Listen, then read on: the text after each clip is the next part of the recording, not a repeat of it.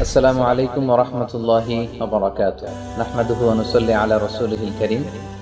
أما بعد فأعوذ بالله من الشيطان الرجيم. بسم الله الرحمن الرحيم.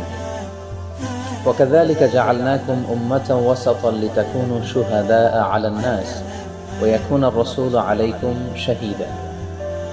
صدق الله العظيم. প্রিয় দিনী ভাই ও বোনেরা, সম্মানিত দর্শক ও শ্রোতাবৃন্দ, আপনারা যে যেখান থেকে আজকের এই ভিডিওটি দেখছেন, আপনাদের সবাইকে জানাচ্ছি আন্তরিক শুভেচ্ছা এবং অভিনন্দন। আশা করছি আপনারা সবাই ভালো আছেন, সুস্থ আছেন এবং সবসময় কামনা করি আল্লাহ তাআলা আপনাদের সবাইকে ভালো রাখুক, সুস্থ রাখুক, ঈমানের সাথে রাখুক। আজকের এই ভিডিওটি মেক করার উদ্দেশ্য হচ্ছে সোশ্যাল মিডিয়াতে বহুল আলোচিত সমালোচিত সিক্স প্যাক ইস্যু নিয়ে কিছু কথা বলা এবং আন-নবী আল-উম্মি আল্লাহ রাসূল সাল্লাল্লাহু আলাইহি ওয়াসাল্লামের নিরক্ষরতা প্রসঙ্গে কিছু কথা বলা। বেসিক্যালি এই দুইটি বিষয়ে আমার পক্ষ থেকে কিছু ক্লারিফিকেশন আপনাদের সাথে শেয়ার করাই হচ্ছে আজকের এই ভিডিওটি মেক করার মূল উদ্দেশ্য। সম্মানিত সুধী, আমি বেসিক্যালি কেউ যদি আমার বিপক্ষে কোনো কথা বলে, বিষোদ্গার করে বা বিবৃতি দেয়, তার বিপরীতে পাল্টা বিষোদ্গার করা, কোনো পাল্টা বিবৃতি দেয়া বা কেউ আমার বিরুদ্ধে যদি ভিডিও মেক করে তার বিরুদ্ধে ভিডিও মেক করা, এগুলো আমি খুবই ব্যক্তিগতভাবে অপছন্দ করি। তো আমি চেয়েছিলাম যে এই বিষয়গুলো নিয়ে সোশ্যাল মিডিয়াতে কথাবার্তা শুরু হয়েছে, এগুলো এমনিতেই থেমে যাবে, কিন্তু যেটা দেখলাম যে আসলে এর পক্ষে বিপক্ষে কথাবার্তা, যুক্তি পাল্টা যুক্তি, কাদা ছোড়াছড়িটা কমছে না। তো সেজন্য আমি চিন্তা করেছি যে এই বিষয়ে আমার পক্ষ থেকে একটা ক্লারিফিকেশন যদি আমি শেয়ার করে দেই, আশা করি সোশ্যাল মিডিয়াতে এই বিষয়ে পক্ষে বিপক্ষে এই ধরনের কাদা ছড়াছড়ি বন্ধ হয়ে যাবে। প্রথম যে বিষয়টি নিয়ে কথা বলবো সেটি হচ্ছে, গত বছর আমি প্রতি বছর উইন্টার সিজনে বাংলাদেশে কিছু তাফসির প্রোগ্রামে জয়েন করে থাকি। তো সেখানে একটি প্রোগ্রামে আমি আল্লাহ রাসূল সাল্লাল্লাহু আলাইহি ওয়াসাল্লামের বায়োগ্রাফি নিয়ে কথা বলছিলাম। সেখানে আল্লাহ রাসূল সাল্লাল্লাহু আলাইহি ওয়াসাল্লামের দৈহিক সৌন্দর্য, ওনার ব্যবহারিক যে আচরণ সেটার সৌন্দর্য এবং ওনার ইন্টেলেকচুয়াল ক্যারেক্টারিস্টিক্স, বুদ্ধিবৃত্তিক যে গুণাবলী, এগুলো নিয়ে কথা বলছিলাম। তো আল্লাহ রাসূল সাল্লাল্লাহু আলাইহি সাল্লামের ফিজিক্যাল ক্যারেক্টারিস্টিক্স মানে দৈহিক সৌন্দর্য নিয়ে যখন আমি কথা বলছিলাম, তখন আলোচনার এক পর্যায়ে আমি রাসূল সাল্লাল্লাহু আলাইহি ওয়াসাল্লামের দেহ মোবারকের বর্ণনা দিতে যেয়ে আমি বলেছিলাম যে রাসূল সাল্লাল্লাহু আলাইহি ওয়াসাল্লামের বডিটা ছিল সিক্স প্যাক। তো এই সিক্স প্যাক বলার পর থেকেই দেখলাম যে এই শব্দটা নিয়ে অনেক আলোচনা সমালোচনা হয়েছে, হচ্ছে এবং জানি না সামনেও হবে কিনা। তো এই সিক্স প্যাক দিয়ে আসলে আমি কি বোঝাতে চেয়েছিলাম, এই বিষয়টা আপনাদের কাছে আমি ক্লিয়ার করতে চাই। সিক্স প্যাক দিয়ে বেসিক্যালি আমি রাসূল সাল্লাল্লাহু আলাইহি ওয়াসাল্লামের ফিটনেসকে বুঝিয়েছি। সম্মানিত সুধী, যেহেতু আমাদের আলোচনা, বিশেষ করে আমার আলোচনায় অনেক ইয়াং শ্রোতারা আসে, যুবক ভাইরা তারা আসে, তো তাদেরকে বোঝানোর জন্য অনেক সময় এমন কিছু আধুনিক পরিভাষা আমরা ব্যবহার করি যেটাতে আলোচনাটা খুব বেশি ইন্টারেক্টিভ হয় এবং তাদের বুঝতে খুব সুবিধা হয়। তো বেসিক্যালি এই সিক্স প্যাক শব্দ দিয়ে আমি রাসূল সাল্লাল্লাহু আলাইহি ওয়াসাল্লামের শক্তিমত্তা, আল্লাহ রাসূল সাল্লাল্লাহু আলাইহি সাল্লাম যে স্লিম ছিলেন, তিনি যে ফিট ছিলেন, সুঠাম দেহী একজন মানুষ ছিলেন, একজন অসাধারণ পুরুষ ছিলেন, এটা বোঝানোর জন্য বেসিক্যালি আমি সিক্স প্যাক শব্দটি ব্যবহার করেছি। এই সিক্স প্যাক দিয়ে কিন্তু আমি রাসূল সাল্লাল্লাহু আলাইহি ওয়াসাল্লামের শান এবং মানকে খাটো করার জন্য এই শব্দটি ব্যবহার করিনি। আপনারা যদি আমার পুরো আলোচনাটি শুনে থাকেন তাহলে আপনারা দেখবেন যে পুরো আলোচনা জুড়েই আমি রাসূলুল্লাহ সাল্লাল্লাহু আলাইহি সাল্লামের ভূয়সী প্রশংসা করেছি। রাসূল সাল্লাল্লাহু আলাইহি সাল্লামের জীবনের নানা দিককে চমৎকারভাবে আমি কিন্তু শ্রোতাদের কাছে তুলে ধরবার চেষ্টা করেছি। তো এই শব্দ ব্যবহার করে আল্লাহ রাসূল সাল্লাল্লাহু আলাইহি সাল্লামের শান মানকে খাটো করার তো কোনো প্রশ্নই আসে না, বরং এই শব্দ ব্যবহার করে আল্লাহ রাসূল সাল্লাল্লাহু আলাইহি সাল্লাম যে খুব স্লিম ছিলেন, রাসূল সাল্লাল্লাহু আলাইহি সাল্লামের পেট মোবারক ছোট ছিল, স্লিম ছিল, ফিট ছিল, সুঠাম দেহী একজন মানুষ তিনি ছিলেন, মূলত এই বিষয়টা বোঝাতে যেই আমি সিক্স প্যাক শব্দটি ব্যবহার করেছিলাম। তো আমার এই সিক্স প্যাক শব্দের ব্যবহারের পর থেকে আমি শ্রোতাদের মাঝখানে বা আমার ব্যাপারে যারা ভিডিও মেক করেছেন তাদের বিভিন্ন নিচে কমেন্টসগুলো পড়ে বেসিক্যালি তিনটা রিয়াকশন আমি দেখতে পেয়েছি আমার শ্রোতাদের মধ্যে থেকে। প্রথম যে রিয়াকশনটা দেখতে পেয়েছি সেটা হচ্ছে, তাদের সংখ্যাই বেশি, আমি বলবো যে তাদের সংখ্যা হয়তো 60 থেকে 70% হবে। তারা বলেছে যে হুজুর, আপনি সিক্স প্যাক দিয়ে রাসূল সাল্লাল্লাহু আলাইহি ওয়াসাল্লামের সুঠাম দেহ, রাসূল সাল্লাল্লাহু আলাইহি ওয়াসাল্লামের বডি ফিটনেসকে যে আপনি বোঝাতে চেয়েছেন এটা আমরা বুঝেছি, এটা নিয়ে তর্কের কোনো সুযোগ নেই, আপনি যা বোঝাতে চেয়েছেন আমরা কিন্তু সেটাই বুঝেছি। এটা হচ্ছে প্রথম রিয়াকশন আমি পেয়েছি। তো যারা আমার এই সিক্স প্যাক শব্দ ব্যবহারের মধ্য দিয়ে আমি যেটা বোঝাতে চেয়েছি সেটাই আপনারা বুঝেছেন। আপনাদের সবাইকে আমি আন্তরিক শুভেচ্ছা এবং ধন্যবাদ জানাই যে আপনারা আমি যেটা মিন করেছি সেটা আপনারা বুঝতে পেরেছেন।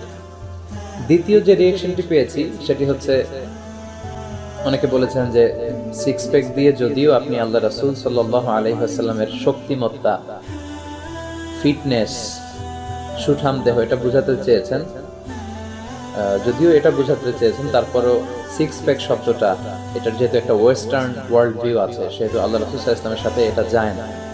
সো এই শব্দটা ব্যবহার না করে যদি অন্য কোনো শব্দ দিয়ে আল্লাহ রাসূল সাল্লাল্লাহু আলাইহি ওয়াসাল্লামের এই দৈহিক বর্ণনাটা দেয়া যেত তাহলে বোধহয় খুব ভালো হতো। তো এই দ্বিতীয় রিয়াকশন যারা দিয়েছেন তাদের প্রতিও আমি কৃতজ্ঞ, আমি তাদেরকে সম্মান জানাই, আন্তরিক শুকরিয়া জানাই এবং আমি আপনাদের সাথে একমত যে হ্যাঁ, এই শব্দ ব্যবহার না করে অন্য কোনো শব্দ দিয়ে যদি আল্লাহ রাসূল সাল্লাল্লাহু আলাইহি ওয়াসাল্লামের শক্তিমত্তার বোঝানো যেত তাহলে আরো ভালো হতো। আসলে এক এক সময় আমরা এক এক ধরনের এক্সপ্রেশন ইউজ করে থাকি। আমরা যারা ঘন্টার পর ঘন্টা ক্যামেরার সামনে কথা বলি, অনেক সময় স্লিপ অফ টাঙের কারণে বা শব্দের সংকীর্ণতার কারণে আমরা এমন এমন শব্দ দিয়ে অনেক সময় লোকজনদেরকে বুঝাই যেটা পরবর্তীতে শুনলে মনে হয় যে এটা না দিয়ে যদি অন্য কিছু দিয়ে বোঝানো যেত আরো ভালো হতো।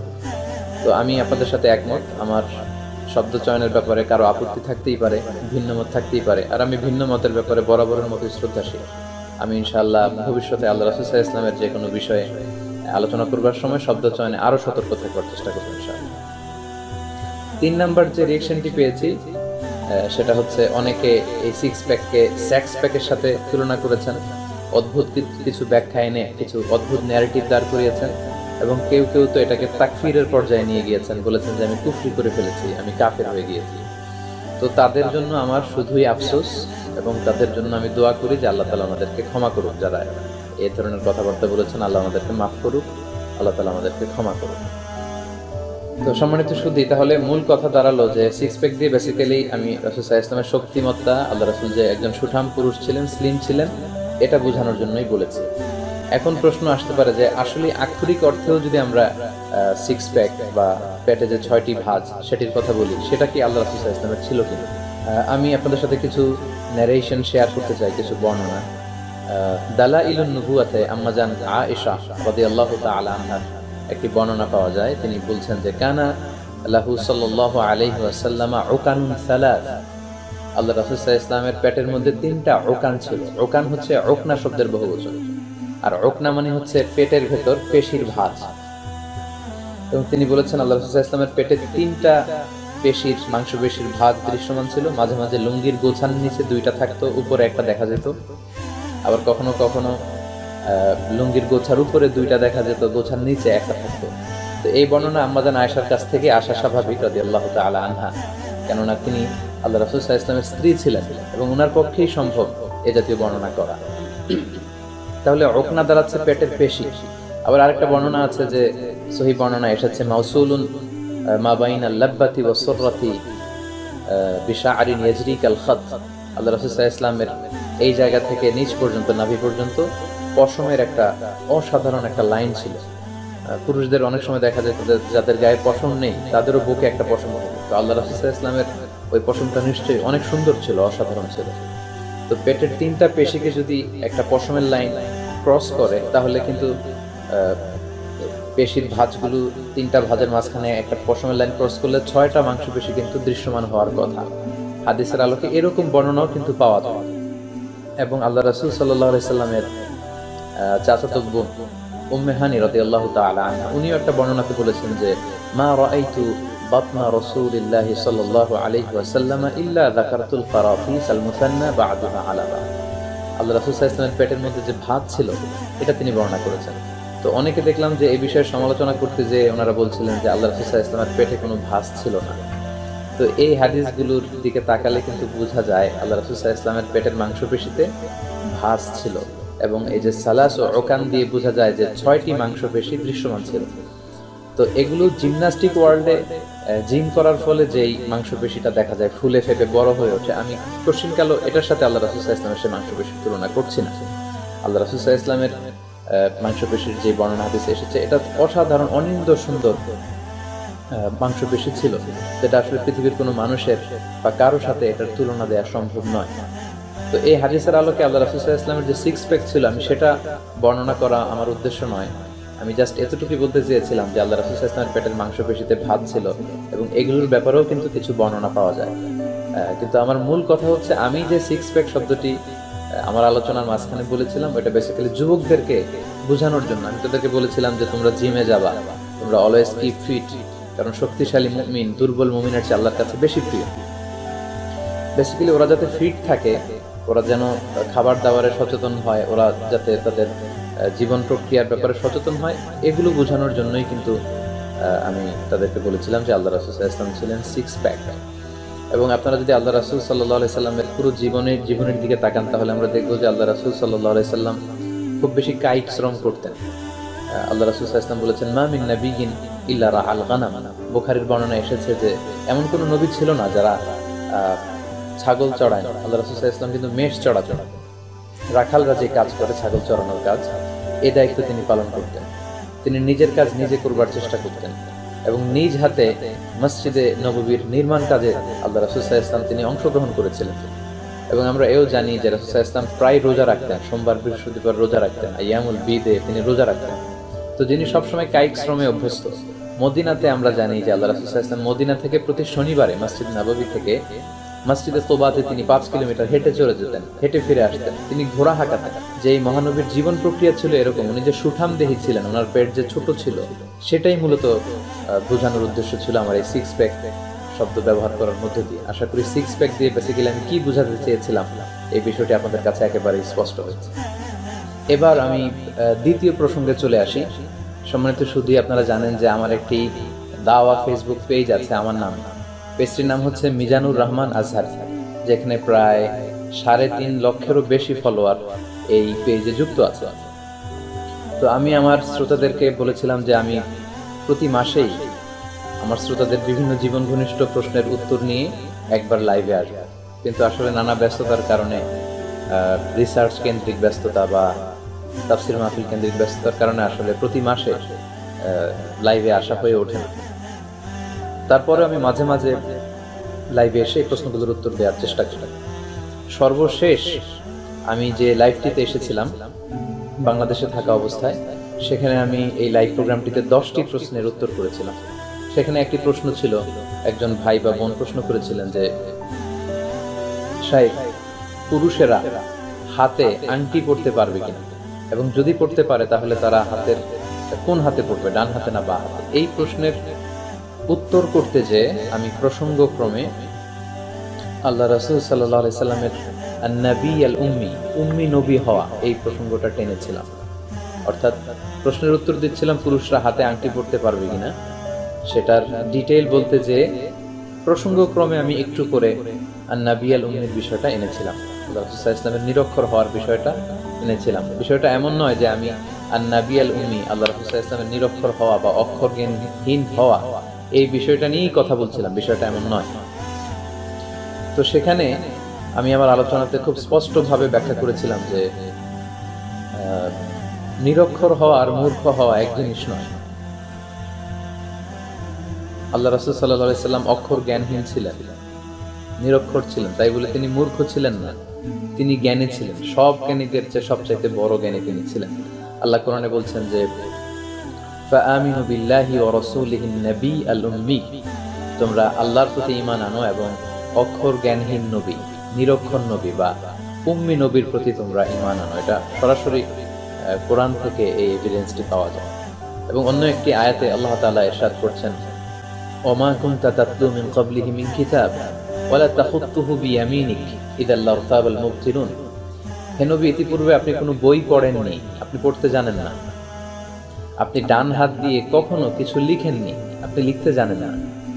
যদি আপনি পড়তে জানতেন, যদি আপনি লিখতে জানতেন, তাহলে ইযাল লারতাবাল মুবতিলুন, অবিশ্বাসীরা এখানে সন্দেহ ছড়িয়ে দিত।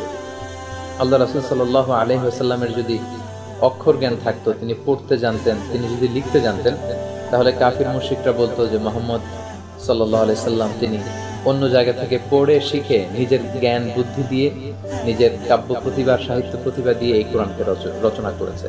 এই কথা যাতে কেউ কোনোদিন করতে না পারে, এই প্রশ্ন যাতে কেউ কোনোদিন তুলতে না পারে, এজন্য আল্লাহ তাআলা একটা বিশেষ হিকমা হিসেবে আল্লাহ রাসূল সাল্লাল্লাহু আলাইহি ওয়াসাল্লামকে নিরক্ষর হিসেবে আমাদের কাছে পরিচয় করিয়ে দিয়েছিলেন। এবং আন-নবী আল-উম্মি এই শব্দের সবচাইতে গ্রহণযোগ্য যে অর্থ সেটা হচ্ছে আন-নবী আল্লাযী লা ইয়াকতুবু ওয়া লা ইয়াকরা। তিনি এমন নবী যিনি কখনো লিখেন না, যিনি কখনো পড়েন না। ওনার লিখতে হয় না, পড়তে হয় না, ওনার অক্ষর জ্ঞানের প্রয়োজন নেই। কারণ আল্লাহ তাআলা অক্ষর জ্ঞান ছাড়াই আল্লাহ রাসূল সাল্লাল্লাহু আলাইহি ওয়াসাল্লামকে অগাধ জ্ঞান দান করেছেন। জ্ঞানের সমুদ্র তিনি আল্লাহ রাসূল সাল্লাল্লাহু আলাইহি ওয়াসাল্লামকে বানিয়ে দিয়েছেন। তাই বলে তিনি অশিক্ষিত নন, তিনি মূর্খ নন। অনেকে দেখলাম যে আমার এই আলোচনাটিকে সমালোচনা করতে যে ওনারা দাবি করছেন যে আমি নাকি আল্লাহ রাসূল সাল্লাল্লাহু আলাইহি ওয়াসাল্লামকে অশিক্ষিত বলেছি, আমি নাকি আল্লাহ রাসূল সাল্লাল্লাহু আলাইহি ওয়াসাল্লামকে মূর্খ বলেছি। ওয়ালা ইয়াযু বিল্লাহ, আস্তাগফিরুল্লাহ। আমি কেমন করে আল্লাহ রাসূল সাল্লাল্লাহু আলাইহি ওয়াসাল্লামকে অশিক্ষিত বা মূর্খ বলতে পারি? কোশ্চিনকালেও এটা সম্ভব নয়। যে রাসূল সাল্লাল্লাহু আলাইহি ওয়াসাল্লামকে আল্লাহ শিক্ষক রূপে প্রেরণ করেছেন, আল্লাহ রাসূল সাল্লাল্লাহু আলাইহি ওয়াসাল্লাম বলেছেন বুইস্তু মুআল্লিমান, আমি পৃথিবীতে শিক্ষক হিসেবে প্রেরিত হয়েছি। গোটা বিশ্বকে যিনি আলোকিত করতে এসেছেন তিনি কিভাবে মূর্খ হতে পারেন, তিনি কিভাবে অশিক্ষিত হতে পারেন? আমি সুস্পষ্ট বলেছি যে আল্লাহ রাসূল সাল্লাল্লাহু আলাইহি ওয়াসাল্লাম নিরক্ষর ছিলেন, কিন্তু তিনি মূর্খ ছিলেন না, তিনি অশিক্ষিত ছিলেন না, তিনি ছিলেন মহাজ্ঞান। পবিত্র আল কোরআন আল কারিমের যতগুলো ইংলিশ ট্রান্সলেশন আছে, মানে translation of the meaning of the Holi কোরআনের যে ইংলিশ ভার্সনগুলো আছে, সেখানে এই আয়াতের ইংলিশ ভার্সন বা অর্থ যদি আপনি দেখেন আন-নবী আল-উম্মি, আমি যতগুলো দেখেছি ইউসুফ আলী, মোহাম্মদ ইউসুফ আলীর যেটা সৌদি আরব থেকে প্রিন্ট করা হয় ইংলিশ ট্রান্সলেশন, এবং অন্যান্য যতগুলো আমি 5-6টা দেখেছি, সব জায়গায় আন-নবী আল-উম্মি এর অর্থ ওনারা করেছেন আনলেটার্ড প্রফেট, মানে এমন প্রফেট যার সাথে লেটার অক্ষর জ্ঞানের কোনো সম্পর্ক নেই। তিনি অক্ষর চিনতেন না, তিনি অক্ষর জানতেন না। রাসূল সাল্লাল্লাহু আলাইহি সাল্লামের অক্ষর জানার কোনো প্রয়োজনই ছিল না, কারণ অক্ষর জ্ঞান ছাড়াই আল্লাহ তাআলা তার প্রিয় হাবিবকে মহা জ্ঞান দান করেছেন। কারণ রাসূল সাল্লাল্লাহু আলাইহি সাল্লামকে শিক্ষা দান করেছেন স্বয়ং আল্লাহ তাআলা। কোনো শিক্ষকের কাছে তিনি কখনো যান না, কোনো শিক্ষকের পদপ্রান্তে তিনি বসেননি, কারো কাছ থেকে তিনি শিক্ষা গ্রহণ করেননি, বরং আল্লাহ তাআলা স্বয়ং রাসূল সাল্লাল্লাহু আলাইহি সাল্লামকে নিজেই শিক্ষা দান করেছিলেন। এজন্য বিষ্ণু সাল্লাল্লাহু আলাইহি সাল্লাম সবসময় বলতেন আদাবানি রব্বি ফা আহসানা তা'দীবি, আমার রব আমাকে শিষ্টাচার শিক্ষা দিয়েছে, ফলে আমার শিষ্টাচারের মতো শ্রেষ্ঠ শিষ্টাচার, কার্টিসি, ভদ্রতা, নম্রতা পৃথিবীর কারোর মধ্যে খুঁজে পাওয়া যায় না। এবং আল্লাহ রাসূল সাল্লাল্লাহু আলাইহি সাল্লাম এও বলেছেন আল্লামানি রব্বি ফা আহসানা তা'লিমি, আমার রব আমাকে শিক্ষা দান করেছে, ফলে আমার শিক্ষার মতো শিক্ষা পৃথিবীর কারো মাঝে খুঁজে পাওয়া যায় না। আল্লাহ রাসূল সাল্লাল্লাহু আলাইহি সাল্লাম অবশ্যই পৃথিবীর সবচাইতে বেশি শিক্ষিত, পৃথিবীর সবচাইতে বেশি জ্ঞানী একজন মহামানব, কিন্তু তিনি নিরক্ষর ছিলেন, অক্ষর জ্ঞানহীন ছিলেন। এবং আমি যে পৃথিবীতে সর্বপ্রথম আল্লাহ রাসূল সাল্লাল্লাহু আলাইহি ওয়াসাল্লাম অক্ষর জ্ঞানহীন ছিলেন বিষয়টি বলছি, এমনটি কিন্তু নয়। আপনি বড় বড় ক্লাসিক স্কলারদের কথাবার্তার দিকে যদি তাকান, মেইন স্ট্রিম স্কলাররা যারা আছে তাদের অধিকাংশই কিন্তু আল্লাহ রাসূল সাল্লাল্লাহু আলাইহি সাল্লাম তিনি যে লিখতে জানতেন না, পড়তে জানতেন না, এই বিষয়টি তিনি বলেছেন। আমরা যদি দুই একজন স্কলারের কথা এখানে রেফার করি তাহলে বিষয়টি আমাদের কাছে আরো ক্লিয়ার হবে। আমরা জানি যে তাফসীরে ইবনে কাসীরের রচয়িতার নাম হচ্ছে ইবনু কাসীর। উনি রাহিমাহুল্লাহ বলেছেন যে ওয়াহাকাযা কানা সালাওয়াতুল্লাহি ওয়া সালামুহু আলাইহি দাইমান আবাদা ইলা ইয়াউমিল কিয়ামা লা ইউহসিনুল কিতাবাতা ওয়া লা ইয়াখুতু সাতরান ওয়া লা হারফান। তিনি লিখতে জানতেন না, আল্লাহ রাসূল সাল্লাল্লাহু আলাইহি সাল্লাম লিখতে জানতেন না, একটি অক্ষর, একটি লাইনও তিনি কখনো লিখেননি, বিয়াদিহি, তার পবিত্র হাত দিয়ে কখনো তিনি লিখেননি। বাল কানা লাহু কুতাব, আল্লাহ রাসূল সাল্লাল্লাহু আলাইহি সাল্লামের লেখক ছিল, তাদেরকে আদেশ করলে তারা লিখে দিত আল্লাহ রাসূল সাল্লাল্লাহু আলাইহি সাল্লামকে। কানা লাহু কুতাবুন ইয়াকতুবুনা বাইনা ইয়াদাইহি আল ওয়াহইয়া ওয়ার রাসাইলা ইলা আল আকালিম। এবং অনারব বাদশাদের কাছে, পৃথিবীর বিভিন্ন দেশের রাজা বাদশাদের কাছে যখন কোনো চিঠি লিখে পাঠানোর প্রয়োজন হতো, আল্লাহ রাসূল সাল্লাল্লাহু আলাইহি সাল্লাম তার কুত্তাবদের কাছে যখন তিনি অর্ডার করতেন যে আমাকে চিঠি লিখে দাও, তারাই চিঠি লিখে দিত, আল্লাহ রাসূল সাল্লাল্লাহু আলাইহি সাল্লামের চিঠি লেখার প্রয়োজনই হতো না। আমরা যদি ইবনু হাজার আল আসকালানী রাহিমাহুল্লাহর মতামতের দিকে তাকাই তাহলে উনিও আমরা দেখব যে তিনি বলেছেন যে কেউ যদি বলে আল্লাহ রাসূল সাল্লাল্লাহু আলাইহি ওয়াসাল্লাম লিখতে জানতেন, পড়তে জানতেন, তাহলে এটা মুখালিফুন লিল কোরআন, এটা কোরআনের মুখালিফ হয়ে যায়। কারণ কোরআন আমাদেরকে জানাচ্ছে তিনি কখনো লিখেননি, পড়েননি, তিনি লিখতে জানেন না, তিনি পড়তে জানেন না। এবং এটাই হচ্ছে আল্লাহ রাসূল সাল্লাল্লাহু আলাইহি ওয়াসাল্লামের একটা ইউনিকনেস। আপাত দৃষ্টিতে আমাদের কাছে মনে হতে পারে যে অক্ষর জ্ঞানহীন, নিরক্ষর বললে এটা অপমানকর, কিন্তু এটা আল্লাহ রাসূল সাল্লাল্লাহু আলাইহি সাল্লামের কাছে, আল্লাহ রাসূল সাল্লাল্লাহু আলাইহি সাল্লামের জন্য এটা অপমানকর নয়। এটা হচ্ছে আল্লাহ রাসূল সাল্লাল্লাহু আলাইহি সাল্লামের একটা অনিন্দ্য সুন্দর বৈশিষ্ট্য। এটা ইউনিকনেস, এটা হচ্ছে প্রিয় নবী সাল্লাল্লাহু আলাইহি ওয়াসাল্লামের ডিস্টিংশন। এই কারণেই তিনি ডিস্টিংগুইশড। এবং পৃথিবীতে আল্লাহ রাসূল সাল্লাল্লাহু আলাইহি ওয়াসাল্লামই একমাত্র মানুষ যিনি কোনো অক্ষর জ্ঞান রাখতেন না কিন্তু পৃথিবীর সবচাইতে বেশি জ্ঞানী। এরকম দ্বিতীয় কোনো মানুষ খুঁজে পাওয়া যাবে না যার অক্ষর জ্ঞান নেই কিন্তু তিনি মহাবিশ্বের সবচাইতে বড় জ্ঞানী।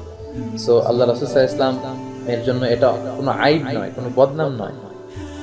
নিরক্ষর বললে আল্লাহ রাসূল সাল্লাল্লাহু আলাইহি ওয়াসাল্লামের সম্মান কমে যাচ্ছে বিষয়টি এমন নয়, বরং এটার ভেতরে আল্লাহর একটা হিকমা আছে। এই হিকমার কারণে আল্লাহ রাসূল সাল্লাল্লাহু আলাইহি ওয়াসাল্লামকে আল্লাহ তাআলা অক্ষর জ্ঞানহীন রেখে মহাবিশ্বের সবার জন্য শিক্ষক হিসেবে প্রেরণ করেছিলেন। এবং আন-নবী আল-উম্মি বা নিরক্ষর নবী বলে আল্লাহ তাআলা আল্লাহ রাসূল সাল্লাল্লাহু আলাইহি ওয়াসাল্লামকে প্রভূত সম্মান দান করেছেন। এবং আল্লাহ রাসূল সাল্লাল্লাহু আলাইহি ওয়াসাল্লামের নিরক্ষর হওয়া এটা আল্লাহ রাসূল সাল্লাল্লাহু আলাইহি ওয়াসাল্লামের নবুয়তির পক্ষে অকাট্য একটি দলিল। এবং এটি হচ্ছে একটি মুআজিজা যে কেমন করে একজন লোক যিনি অক্ষর জ্ঞান চিনেন না, লিখতে জানতেন না, পড়তে জানতেন না, তিনি কেমন করে এই মহাগ্রন্থ, মহাবিশ্বের মহাবিশ্বয় মহাগ্রন্থ আল কোরআন আল কারীমের ধারক বাহক হন, কি করে তিনি গোটা বিশ্বকে তিনি আলোকিত করেছেন। সো এটা হচ্ছে একটি মুআজিজা, যেটা দিয়ে যদি আমি গোটা বিশ্বের অন্য কারোর সাথে তুলনা করি এটা অসম্ভব। এই মুআজিজার মধ্য দিয়েই, এই অক্ষর জ্ঞানহীনতার মধ্য দিয়েই কিন্তু আল্লাহ রাসূল সাল্লাল্লাহু আলাইহি ওয়াসাল্লামকে আল্লাহ তাআলা শ্রেষ্ঠত্ব দান করেছিলেন। আল্লাহ রাসূল সাল্লাল্লাহু আলাইহি ওয়াসাল্লামের শ্রেষ্ঠত্ব, ওনার জ্ঞান, ওনার ব্যক্তিত্ব, এই কোনো কিছুই কিন্তু কারোর সাথে তুলনা করার মতো নয়, কারণ তিনি ছিলেন একজন অতুলনীয়, আনপ্যারালালড পার্সোনালিটি। আন-নবী আল-উম্মি এই শব্দের আরো কিছু অর্থ হতে পারে এবং অনেকে অর্থ করেছেন যে আন-নবী আল-উম্মি, উম্মি মানে হচ্ছে জ্ঞানের ধারক এবং বাহক বা জ্ঞানের গোড়া। কেউ বলেছেন উম্মি মানে হচ্ছে যিনি উম্মুল কুরাতে বসবাস করে। এবং কেউ কেউ বলেছেন কিছু কিছু বর্ণনা পাওয়া যায় যেটা থেকে প্রমাণিত হয় আল্লাহ রাসূল সাল্লাল্লাহু আলাইহি ওয়াসাল্লাম অলৌকিকভাবে সাময়িক সময়ের জন্য লিখেছিলেন, কিন্তু অন্যান্য দলিলের ভিত্তিতে ওই বর্ণনাগুলো আসলে টেকে না। কারণ হুদাইবিয়ার সন্ধির সময় আল্লাহ রাসূল সাল্লাল্লাহু আলাইহি ওয়াসাল্লাম কাতাবা, ওখানে আছে, লিখেছিলেন। ইবনে হাজার আল আসকালানী উনি মতামত পেশ করেছেন যে কাতাবা মানে ফাআমারা বিল কিতাবা, আল্লাহ রাসূল সাল্লাল্লাহু আলাইহি ওয়াসাল্লাম লেখার জন্য আদেশ করেছিলেন। সো সবগুলো আদিল্লা যদি আমরা সামনে আনি তাহলে বোঝা যায় যে আল্লাহ রাসূল সাল্লাল্লাহু আলাইহি ওয়াসাল্লাম তিনি কখনোই লিখতে এবং পড়তে জানতেন না, এবং এটার দ্বারাই আল্লাহ তাআলা আল্লাহ রাসূল সাল্লাল্লাহু আলাইহি ওয়াসাল্লামের সম্মান এবং মর্যাদাকে আকাশচুম্বী করেছিলেন। তো ভিন্ন যে মতগুলো রয়েছে এই ব্যাপারে যে উম্মুল কুরার অধিবাসী বা সাময়িক সময়ের জন্য তিনি লিখেছিলেন, এগুলো আসলে মারজুহ কওল। আমি বেসিক্যালি রাজিহ যে কওল, প্রণিধানযোগ্য জুমহুর স্কলারদের যে মতামত, সেটার আলোকেই এখানে ব্যাখ্যা করেছি। আর ভিন্ন মত থাকতেই পারে, অন্যান্য বর্ণনা থাকতেই পারে, ভিন্ন মতের ব্যাপারে আমি সবসময় শ্রদ্ধাশীল। সম্মানিত শুধু তাহলে আন-নবী আল-উম্মি দিয়ে আমি যেই কথাটি বলেছিলাম যে আনলেটার্ড প্রফেট, যেই রাসূলকে আল্লাহ তাআলা অক্ষর জ্ঞান দেননি, এটা দিয়ে রাসূল সাল্লাল্লাহু আলাইহি ওয়াসাল্লামের সম্মান বা শানকে, মানকে খাটো করা হয় না, বরং এটাই আল্লাহ রাসূল সাল্লাল্লাহু আলাইহি ওয়াসাল্লামের নবুয়তির পক্ষে দলিল। এটা একটা মুআজিজা, এবং এটা দিয়েই আল্লাহ তাআলা তিনি তার প্রিয় হাবিবকে ইউনিক একজন ব্যক্তিত্বে পরিণত করেছেন, যার সাথে পৃথিবীর কোনো মানুষের কোনো ধরনের তুলনাই চলতে পারে না। অনেকেই এই সিক্স প্যাক শব্দ এবং আন-নবী আল-উম্মি, আল্লাহ রাসূল সাল্লাল্লাহু আলাইহি ওয়াসাল্লাম যে উম্মি নবী ছিলেন বা অক্ষর জ্ঞানহীন নবী ছিলেন, এই দুইটি বিষয়কে সামনে এনে অনেকেই বলতে চেয়েছেন যে আমি আল্লাহ রাসূল সাল্লাল্লাহু আলাইহি ওয়াসাল্লামের সাথে বেয়াদবি করেছি, বেয়াদবিমূলক আচরণ করেছি, আমি আল্লাহ রাসূল সাল্লাল্লাহু আলাইহি ওয়াসাল্লামের শান এবং মানকে খাটো করেছি। আসলে কোন গ্রাউন্ডের ভিত্তিতে ওনারা এই কথাগুলো বলছেন আমি আসলে বুঝতে পারছি না। কেননা আল্লাহ রাসূল সাল্লাল্লাহু আলাইহি ওয়াসাল্লামের শান এবং মানকে কেন আমি খাটো করবো, এটা তো কোনো প্রশ্নই আসে না। আপনারা যদি আমার বিভিন্ন লেকচারসগুলো ইউটিউবে দেখেন তাহলে দেখবেন যে আল্লাহ রাসূল সাল্লাল্লাহু আলাইহি ওয়াসাল্লামের শান এবং মান নিয়ে আমি অনেক আলোচনা করেছি, যেখানে আল্লাহ রাসূল সাল্লাল্লাহু আলাইহি ওয়াসাল্লামের ভূয়সী প্রশংসা আমি করেছি, বন্দনা আমি গেয়েছি, ওয়া রাফা'না লাকা যিকরাকের তাফসীর আমি করেছি, আল্লাহ রাসূল সাল্লাল্লাহু আলাইহি ওয়াসাল্লাম যে পৃথিবীর শ্রেষ্ঠতম মানুষ ছিলেন এগুলোর বর্ণনা আমি দিয়েছি। এবং আমি আমার আলোচনার মাঝখানে প্রায় রিলেটেড কোনো বিষয় আসলে প্রসঙ্গক্রমে আমি নাতে রাসূল সাল্লাল্লাহু আলাইহি ওয়াসাল্লাম পেশ করে শ্রোতাদেরকে আল্লাহ রাসূল সাল্লাল্লাহু আলাইহি ওয়াসাল্লামের ভালোবাসার প্রতি আরও বেশি উজ্জীবিত হওয়ার জন্য আমি চেষ্টা করে থাকি। তো এই আলোচনাগুলো আপনারা যদি নিরপেক্ষ দৃষ্টিতে আপনারা একটু চোখ বোলান, একটু যদি আপনারা শুনেন, তাহলে বুঝবেন যে কশ্চিনকালেও আমি আল্লাহ রাসূল সাল্লাল্লাহু আলাইহি ওয়াসাল্লামের শান এবং মানকে খাটো করিনি, বরং সবসময় আল্লাহ রাসূল সাল্লাল্লাহু আলাইহি ওয়াসাল্লামের প্রশংসা দিয়ে আমি আমার আলোচনাগুলো করেছি। এবং সবসময় আমি বাংলাদেশে ঐক্য প্রক্রিয়ার ব্যাপারে আমার যতটুকু ক্যাপাসিটি আছে আমি কাজ করে গিয়েছি। আমি ব্যক্তিগতভাবে কারোর বিরুদ্ধে কথা বলি না, কারোর ব্যাপারে বিষোদ্গার করি না আমি, এটা আউট অফ মাই দাওয়া পলিসি। আমি ব্যক্তিগতভাবে তর্কাতর্কি করা বা অন্যের পেছনে লেগে থাকা এগুলো খুবই অপছন্দ করি। এবং যে কয়েকটি ইসলামী দল বাংলাদেশে খুব বেশি কাজ করে যাচ্ছে, প্রত্যেকের ভালো কাজের এপ্রিসিয়েশন কিন্তু আমি করি। আপনি আলোচনাগুলো ফলো করলে দেখবেন আমি প্রায় বলি যে তাবলিগের ভাইদের ভেতরে অনেক ভালো গুণাবলী আছে যেগুলো আমাদের নেওয়া উচিত। হেফাজতে ইসলামের কথা প্রসঙ্গে আসলে আমি বলি যে তারা অন্যায়ের বিরুদ্ধে যে প্রতিবাদী কণ্ঠে তার কাজ করে যাচ্ছে, সেটাকে এপ্রিসিয়েট করার মতো। এমনকি হক্কানি পীর মাশায়েখ যারা বাংলাদেশে আছেন, আমি সবসময় বলি যে ভণ্ডদের বিরুদ্ধে আমাদের অবস্থান, কিন্তু হক্কানি পীর মাশায়েখ যাদের মাধ্যমে এদেশে ইসলাম প্রচারিত হয়েছে, যাদের হাতে হাত রেখে লক্ষ লক্ষ মানুষ কালিমা পড়ে শাহাদা বাণী পাঠ করে ইসলামের সুস্থ বাণীর ভেতরে এসেছে, তাদের ভালো দিকগুলোর কথা আমি বলি। আহলে হাদিসের ভাইদের যে সহি সুন্নাহ থেকে কথা বলার মানসিকতা, এটার কথা আমি বলি। জামাত ইসলামের ভাইদের যে আন্দোলনমুখী যে স্পিরিট, এই কথাগুলো আমি বলি। অর্থাৎ বাংলাদেশে এক্সিস্টিং যতগুলো বড় বড় ইসলামী প্ল্যাটফর্ম রয়েছে, প্রত্যেকের যে ভালো ভালো দিকগুলো আছে এগুলো এপ্রিসিয়েশন কিন্তু আমি আমার আলোচনায় সবসময় করে থাকি। এবং আপনারা খেয়াল করলে দেখবেন যে আমি যখন বিভিন্ন সময় আলোচনা করি, প্রতিটি আলোচনাতেই আল্লাহ রাসূল সাল্লাল্লাহু আলাইহি ওয়াসাল্লামের ব্যক্তিত্ব, ওনার স্ট্যাটাস, ওনার শান এবং মান নিয়ে আমি কিছু না কিছু কথা বলি। এমনকি কাদিয়ানীদের বিরুদ্ধে আমরা আমাদের আলোচনায় সোচ্চার ছিলাম। নাস্তিকরা যখন আল্লাহ রাসূল সাল্লাল্লাহু আলাইহি সাল্লামের বিরুদ্ধে ব্লগে বিভিন্ন কথা বলেছে, আল্লাহ রাসূল সাল্লাল্লাহু আলাইহি সাল্লামের ব্যক্তিগত জীবন নিয়ে, পারিবারিক জীবন নিয়ে, এমনকি দাম্পত্য জীবন নিয়ে তারা যখন ব্লগে কটু কথা বলেছে, সেগুলোর বিরুদ্ধে আমরা ময়দানে হুঙ্কার তুলেছি। আসিফ মহিউদ্দিন থেকে শুরু করে মুফাসসিল ইসলাম থেকে শুরু করে আসাদ নূর থেকে শুরু করে যারাই আল্লাহ রাসূল ইসলামের সম্মানে আঘাত এনেছে, তাদের বিরুদ্ধে আমরা বজ্রকণ্ঠে ময়দানে কথা বলেছি এবং গণমানুষকে সচেতন এবং তাদের বিরুদ্ধে সোচ্চার করার চেষ্টা করেছি। তো যেখানে আমাদের কাজগুলোর পদ্ধতি হচ্ছে এমন, সবসময় আল্লাহ রাসূল ইসলামের সম্মান এবং মর্যাদা নিয়ে আমরা কথা বলি, সেখানে আমাদেরকে বলা হচ্ছে যে আমরা আল্লাহ রাসূল ইসলামের শান খাটো করেছি এবং বেয়াদবিপূর্ণ আচরণ করেছি। আল্লাহ আমাদেরকে হেফাজত করুন। সম্মানিত উপস্থিতি, আমার আজকের এই ভিডিও বার্তার মধ্য দিয়ে আমার ক্লারিফিকেশনস আমি আপনাদের সাথে শেয়ার করলাম এবং আমি এই বক্তব্যের মধ্য দিয়ে বোঝাতে চেয়েছি যে সিক্স প্যাক শব্দ ব্যবহার করার মধ্য দিয়ে এবং আন-নাবী আল-উম্মি, আল্লাহ রাসূল সাল্লাল্লাহু আলাইহি সাল্লাম যে নিরক্ষর ছিলেন, এই দুটি শব্দ ব্যবহার করার মধ্য দিয়ে আমি মোটেও আল্লাহ রাসূল সাল্লাল্লাহু আলাইহি সাল্লামের শান এবং মানকে খাটো করার জন্য বলিনি, বরং আল্লাহ রাসূল সাল্লাল্লাহু আলাইহি সাল্লামের সম্মানকে আরো উচ্চকিত আকাশচুম্বী হিসেবে প্রকাশ করবার জন্যই মূলত আমি এই শব্দগুলো ব্যবহার করেছি।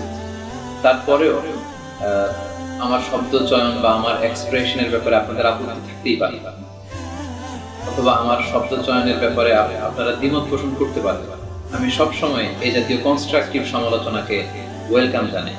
তো আমি বলতে চাচ্ছি যে আমার এই শব্দ চয়ন ছিল বেসিক্যালি আল্লাহ রাসূল সাল্লাল্লাহু আলাইহি ওয়াসাল্লামকে আরো সম্মানিত হিসেবে পেশ করবার জন্যই। তারপরেও আমার এই শব্দ চয়নে যদি আপনাদের কারো দ্বিমত থাকে, কিংবা আমার এই শব্দ ব্যবহার করার কারণে আপনারা যদি কেউ মনক্ষুণ্ণ হয়ে থাকেন বা কষ্ট পেয়ে থাকেন, আমি অফিসিয়ালি আজকের এই ভিডিও বার্তার মধ্য দিয়ে আপনাদের কাছে দুঃখ প্রকাশ করেছি এবং আমি আপনারা দোয়া করবেন যে ভবিষ্যতে আল্লাহ রাসূল সাল্লাল্লাহু আলাইহি ওয়াসাল্লামের ব্যাপারে যে কোনো আলোচনা করার ক্ষেত্রে আমি যেন আরো সতর্ক শব্দ চয়ন করতে পারি।